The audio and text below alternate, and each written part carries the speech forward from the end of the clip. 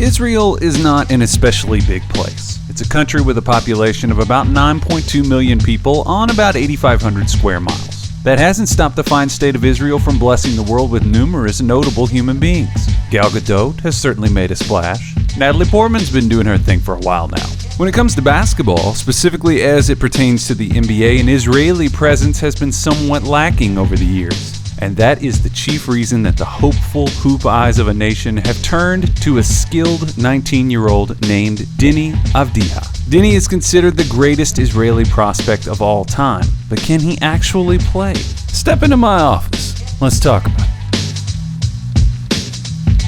Deni Avdija is a 6'9", 220-pound wing forward with a variety of skills, and at an early age is already equipped with a wealth of professional hoops experience. He seems like a warm, engaging personality, and just from listening to him talk, he comes off as someone with a good measure of humility and perspective. He's also the son of Zufer Avdija, a pro hooper himself who suited up for the former Yugoslavia back in the day. Here's Zufer shoving a Russian guy in the back on a fast break. He even puts his hand up to claim the foul. Priceless. Avdija the Younger was shepherded into the Maccabi Tel Aviv system in 2013 at 12 years old, and at age 16 he had become the youngest player in Maccabi history to suit up for the senior team. Physically, Deni is lean but closer to a medium build, and his frame looks to be the type that could carry quite a bit more muscle. He's listed at 6'9", and the only publicly available measurements for him came from the NBA's Basketball Without Borders in 2018, where his wingspan was measured at 6'9", which sounds and looks about right. His standing reach at roughly 8'4", and his no step and max vertical at 31 and 35 inches, respectively.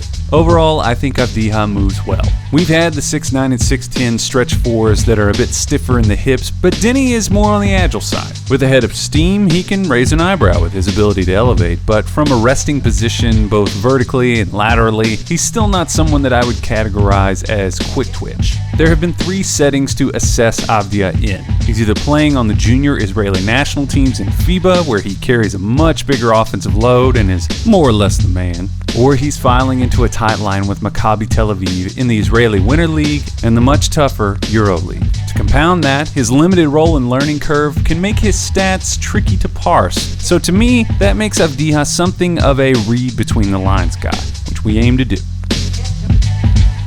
Avdija is one of those players that perpetuates the, let's be honest, very flattering European hoop stereotype. He's got a good sense for balancing scoring and playmaking and a wide, fundamentally sound skill set. He doesn't have any one skill that pops off the screen and wows you, but he's kind of like Colin Farrell's character in True Detective Season 2. He dabbles in a lot of things. There's a maturity already baked into Deni's approach. He's got a good spatial sense, and he moves with purpose when he's on the court. He's a very clever cutter, and there are a lot of instances of him deceiving his way into easy buckets. He's also shown a basic ability to score and pass from the post.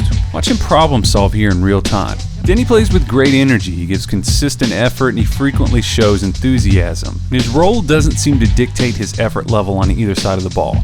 Defensively, he's strong in some areas and up against it in others. His lack of explosiveness or exceptional physical tools will always keep him from being a major factor. And he's always going to have to work extra hard in the modern NBA to stay attached to active, roaming, off-ball shooters, and early on he'll likely get attacked a lot in pick and rolls. That said, for a 19-year-old who's been playing in the second-best league in the world, it could be much worse. His effort is consistently good, and although he has lapses of tunnel vision away from the ball, I think that Deni could become a passable team defender. And if his offensive contributions hit a certain point, I think that he does more than enough. On the other side of the ball, one of the big arguments surrounding Avdija will be about his ceiling as a shooter. The percentages don't fill you with overwhelming optimism.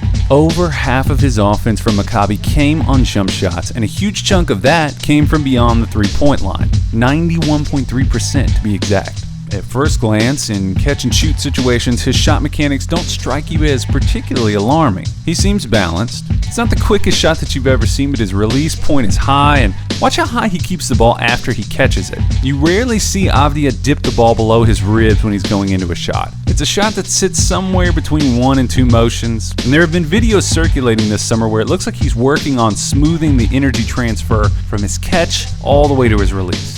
I don't have a hard time buying his shot on open spot-ups, but if the playoffs have shown us anything, it's that perimeter shooting against the best defenses in the league is like hiding from Tony Soprano. Effective relocation is critical. Deni does fine trailing the play when he's stepping into his shot or in dribble handoffs when he's slowly sidestepping, but with major movement he gets noticeably inconsistent. He shot 22.9% on all jump shots off the bounce this past season. He's also been rough from the free throw line, shooting 55.6% in EuroLeague, 59.4% in the Israeli League, and 60% in FIBA U20. His jump shot is going to be a critical piece of the puzzle for him going forward, and I think that it's non-negotiable.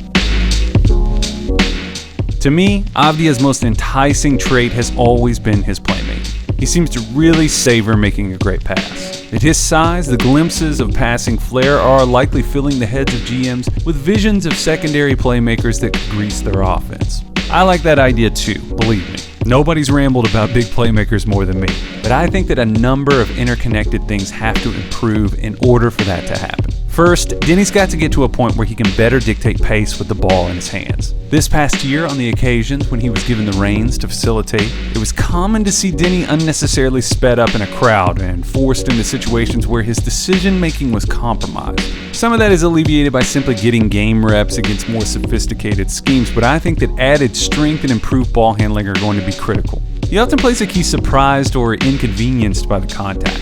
He's a huge dude. He should be expecting it and creating it. Second, I think his comfort level with reading past his first option has to improve. Against single coverage in the pick and roll, Avdija managed to generate 1.25 points per possession. That was on a limited sample, and for that number to scale up to a heavier load, some growth will be needed. Deni's most comfortable bullying his way to his right hand, and that preference often makes it seem like he's moving just a shade too fast and missing that one extra beat that could lead to an open lane for a skip pass or a roll pass for an easy one. This play is a great example. In this Spain pick and roll, the corner helpers are hugging the lane and anticipating the dump to the roller. Just a slight fake in his direction and the left corner defender would be fully committed.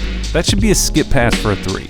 I think that his passing technique could also stand to improve. He is constantly making this two-handed shot pass, which is a helpful tool in high-low situations, but as a skip pass, as a pocket pass, it often lacks the velocity to hit the mark accurately or on time. Deni's left hand is also a problem. In general, he seems to avoid it at all costs when he's finishing at the rim, but it's very limiting and visible in the playmaking area. It's especially noticeable when he's funneled to that side of the floor. The handle is shakier and he struggles to control one-handed passes, instead often choosing to bring his right hand across his body. I think that Avdija has demonstrated that he's an intelligent player and one that hasn't spent a ton of time leaning on bad habits against lesser competition. This makes me think that he'll continue to expand and adapt. I also want to be careful not to sound like an all-out Debbie Downer when it comes to his handle and his passing. I'm definitely not. It's just fascinating to see someone who is close to being exceptional in a lot of areas, but not quite there. And the keys that are required to unlock those doors, ambidextrous live dribble passing and mobile shooting, how often do those things substantially improve past the age of 18? I find Deni Avdija to be a tough call. I like his overall game a lot, but I don't think that Deni is going to be an all-star level player in the NBA. I know that some folks probably just bought plane tickets to fly over here and kick my ass for saying that, but hear me out. My skepticism is that his self-created offense just won't be efficient or versatile enough for him to carry a really heavy scoring load. The encouraging thing is that Deni seems very serious about getting better. Now more than ever, basketball at the highest level is an intellectually demanding sport, and Avdija gives me very little concern on that front. I do think that he'll be fine in catch and shoot. I do think that he'll be a capable, if not pretty good, team defender. I think that he'll provide above average playmaking in spots where teams don't normally have it. I think that he gives you an intelligent off-ball threat. You get quality movement with or without the ball in his hands. These are things that every team needs, but they could really help teams like the Bulls or the Hornets that sorely need versatility between the gaps of their offense. His challenge will be to avoid getting stuck in the middle. He's competent at a lot of things, but to really pop and hang around in the NBA, he's going to need to excel somewhere. I can think of at least 9.2 million people who are pulling for him to do that. Let me know if you agree.